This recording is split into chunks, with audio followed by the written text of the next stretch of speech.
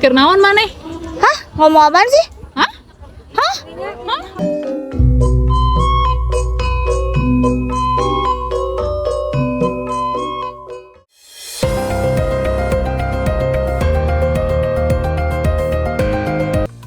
Did you know that the Sundanese language is at risk of extinction? According to the head of the Language Development Agency, Ministry of Education and Culture, the number of Sundanese speakers decreased by around 2 million during the course of 10 years, from 2010 to 2020. Furthermore, Statistik Indonesia, or BPS, stated that there is a significant decrease among local language speakers of a generation, as shown in the statistic here. This also applies to the speakers of Sundanese language. 79.9% of boomers speak Sundanese, whereas for Gen Z, there are only 72.44%. But are these stats valid? To prove it, let's have a chat with our Gen Z Sundanese speakers friend who grew up in West Java.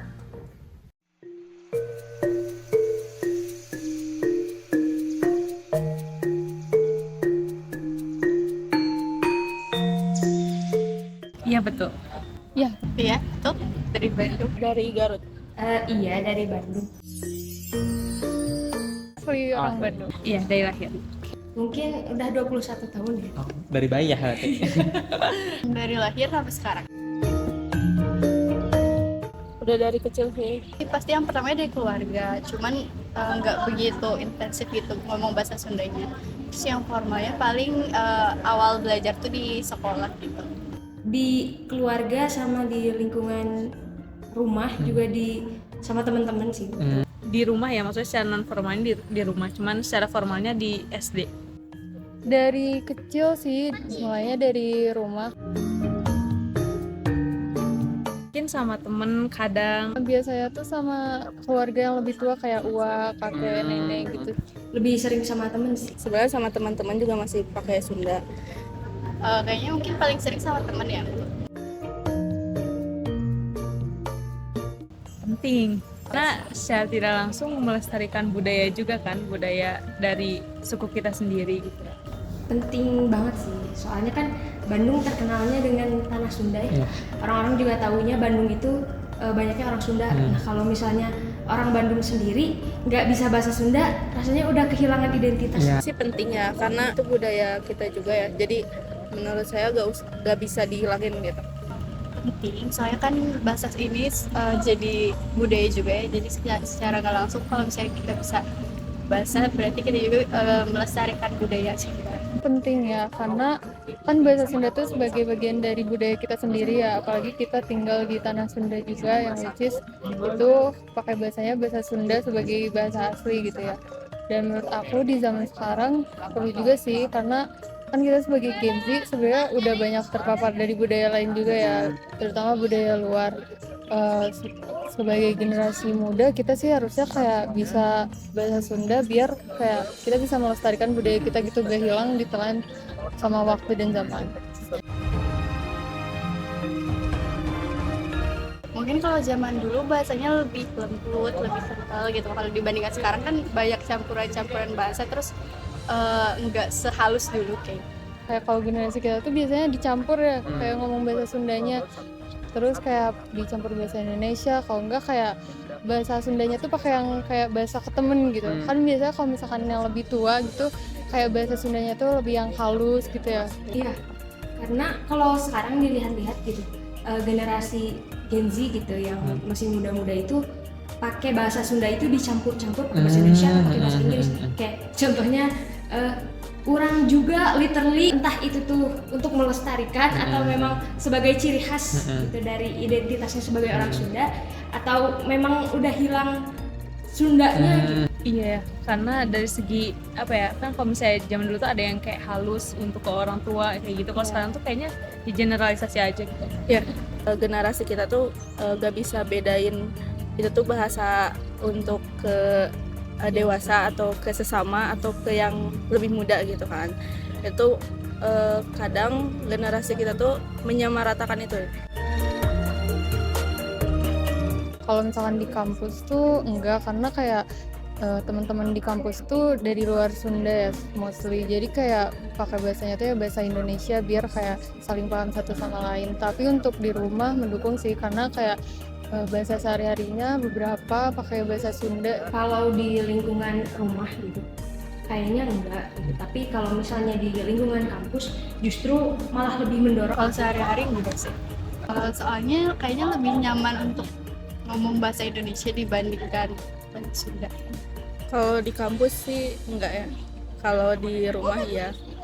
Kalau boleh jujur enggak, karena emang di keluarga, di teman juga mostly pakai bahasa Indonesia.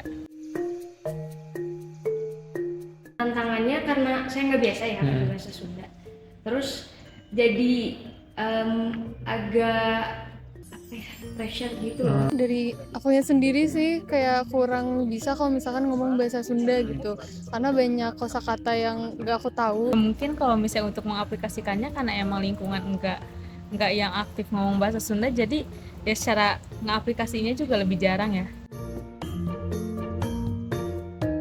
Identitas sih, kayak orang misalnya kalau nanya gitu, kamu orang mana, orang Bandung, bisa bahasa Sunda nggak? Kan masa bilang nggak bisa ya. Nah justru karena itu jadi pendorong aku untuk bisa lebih belajar bahasa Sunda. Lawan bicaranya sih sebenarnya kalau misalkan lawan bicaranya cenderung pakai emang bahasa Sunda, kayak ya aku jawabnya sebisa mungkin pakai bahasa Sunda yang aku bisa gitu. Lebih ke mengikuti lingkungan sekitar ya. Maksudnya dalam artian saya juga coba untuk menyesuaikan apakah lingkungan saya diem pada saat itu tuh bahasa Sunda atau enggak kayak gitu. Lebih ke faktor lingkungan ya. Kalau misalkan di sekitarnya bicara Sunda, aku juga bicara Sunda. Pekerjaan nantinya kayaknya 4 berarti. 5 sih. Susah banget. Kayaknya 3. Gak terlalu sulit, cuman butuh kepercayaan diri lebih aja. Kayaknya 1 deh.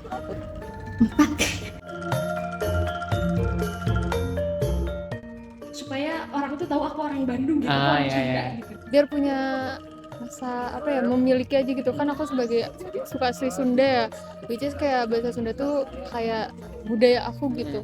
Mau gak mau kayak aku tuh harus belajar juga biar kayak nantinya kayak aku bisa ngajarin, mungkin entah itu kayak ke temen aku yang di luar Sunda, atau enggak kayak mungkin kayak nanti ke anak aku misalkan kayak ngajarin tentang bahasa Sunda gitu, budaya kita sendiri gitu sih. Jadi skill lebih mungkin ya, karena kan nanti juga bisa jadi di pekerjaan untuk edukasi orang juga kan dari orang daerah gitu.